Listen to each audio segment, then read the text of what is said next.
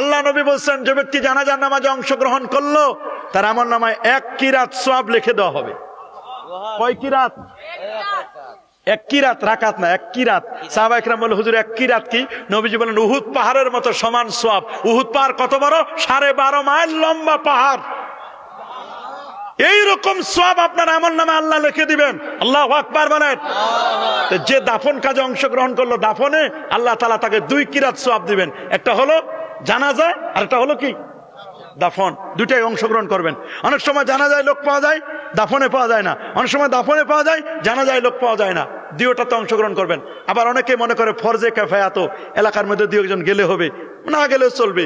এই যে আপনি বলেন না গেলে চলবে, আপনি যেদিন মারা যাবেন মানুষ ওই রকম বলবে না গেলেও চলবে। এই জন্য আপনি যত জানাজা যাবেন দেখবেন আল্লাহ তাআলা আপনার জানাজার ব্যবস্থা করে দিবেন। ইমাম আহমদ বিন হাম্বল আজ থেকে 1200 বছর আগে তিনি ইন্তেকাল করেছেন। তার জানাজা ওই সময় 8.5 লক্ষ মানুষ জানাজা অংশগ্রহণ করেছিল। অনেকে বলে আমরা 15 দিন 20 দিন আগে রওনা হয়েছি জানাজার জন্য, বলে উনি তো ওই সময় মারাই যান নাই।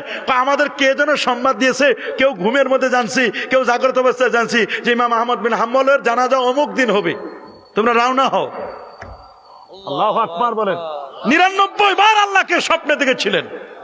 12.5 লক্ষ হাদিসের পণ্ডিত ছিলেন ইমাম আহমদ বিন হাম্বল। আল্লাহু আকবার। এত বড় ওলি ছিলেন তিনি। জানাজার নামাজ 3 কাতারে হয়। জানাজার নামাজের মনে রাখবেন 2টা ফরজ, একটা হলো তাকবীর গুলো ফরজ। জানাজার নামাজের 4 তাকবীর কি ফরজ? 4 তাকবীর, তাকবীর গুলো কি ফরজ। জানাজার নামাজের মধ্যে দাঁড়ানো এটা ফরজ। 4 তাকবীরে জানাজার নামাজ হয়। কয় তাকবীর? জানাজা নামাজে কোনো কেরাত নাই, তবে যার সানা জানা নেই সে সূরা ফাতিহা পড়বে। জানাজা এটা নামাজ, এটা দোয়া না। জানাজাটা কি বলেন না? জানাজা এটা নামাজ, এটা দোয়া না। দোয়া তো বিনা উযুতে পড়া যায়, জানাজা নামাজ কি বিনা উযুতে পড়া যাবে? দোয়া উত্তর দিকে, আমি এদিক ফিরেও করতে পারি, এদিক ফিরেও করতে পারি, পারি না? কিন্তু জানাজা নামাজ কি পূর্ব দিক ফিরে করা যাবে? উত্তর দিক ফিরে করা যাবে? তা জানাজা এটা দোয়া না নামাজ? বলেন না, জানাজা কি নামাজ? বলেন জানাজা কি নামাজ? জানাজা হলো নামাজ। গায়েবানা জানাজা আমাদের হানাফি মাযহাবে নাই, অন্য মাযহাবে থাকতে পারে। লাশ নাই অথচ জানাজা পড়ে। রাসূলুল্লাহ একজনের জন্য পড়েছেন, বাদশা নাজ্জাশীর জন্য। সাহাবায়ে কেরামকে নবীজি বলেন, দাঁড়াও, কাতারবন্দি হও, জানাজা পড়বো। বলে লাশ কই? বলে তোমরা দেখো না, আমি রাসূলুল্লাহর সামনে লাশ আমি দেখতে পাচ্ছি।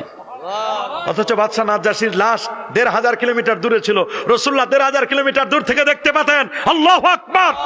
আমার রাসূল এমন নবী, তিনি বলেছেন আমি নবী সামনে যেমন দেখি পিছনেও তেমন দেখতে পাই, ডানে যেমন দেখি বামেও তেমন দেখতে পাই। উপরে তাকালে আল্লাহর আরশের খবর বলে দিতে পারি, মাটির নিচে তাকালে কোন কবরে কেমন আযাব হচ্ছে আমি সেটা বলে দিতে পারি।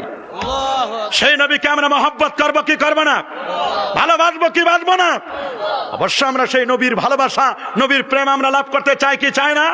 এই জন্য তো আমরা নবীর শানে মিলাদ পড়ি, নবীর শানে দরুদ পড়ি। সমস্ত ওলামায়ে কেরাম বলে দিয়েছেন, ওলামায়ে দেওবান বলেছেন, মাই ফকির মাশরাব ইয়ে হায়, মাই হার সাল মিলাদ আর কাম করতা হো, মাই কিয়ামে লুৎফ বহুত লুৎফ লাজ্জাত পাতা হো। প্রতি বছর আমার বাসায় মিলাদ পড়ি, কাম করি, এতে নূর নবীর তাজিমে দাঁড়াইয়া সালাম জানাই, এতে আমরা মজা পাই। আল্লাহু আকবার।